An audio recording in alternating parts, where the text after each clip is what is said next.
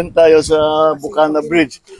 Nakakatapos. It is a 1.3 kilometer bridge.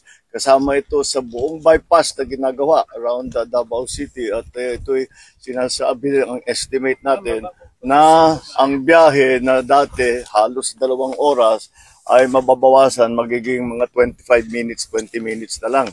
Kaya't malaking ginhawa. Lalong-lalo na ay ngayon na magpapasko tayo.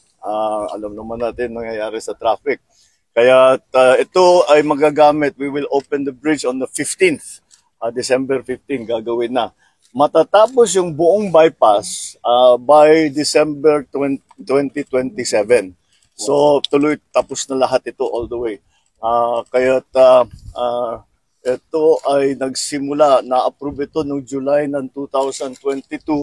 Nagsimula ito ng 2023, early 2023. Late 2023. I'm sorry, late 2023 kasi mga approval.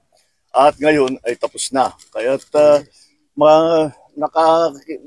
natulungan naman tayo ng ating mga Chinese na contractor dahil ang ganda ng technology nila kaya napakabilis at marunong talaga sila magpatayo ng magandang tulay, magandang infrastructure na mabilis at nasa tamang gastos, nasa tamang presyo.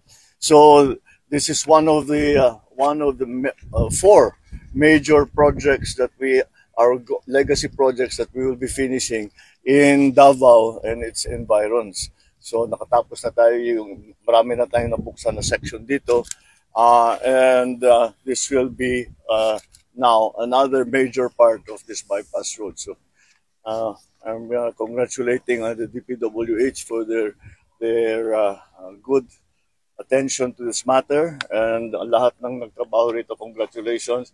At we're looking forward to December 15 kung kailan meron ng dadaan na traffic dito. Thank you. Okay, Good morning.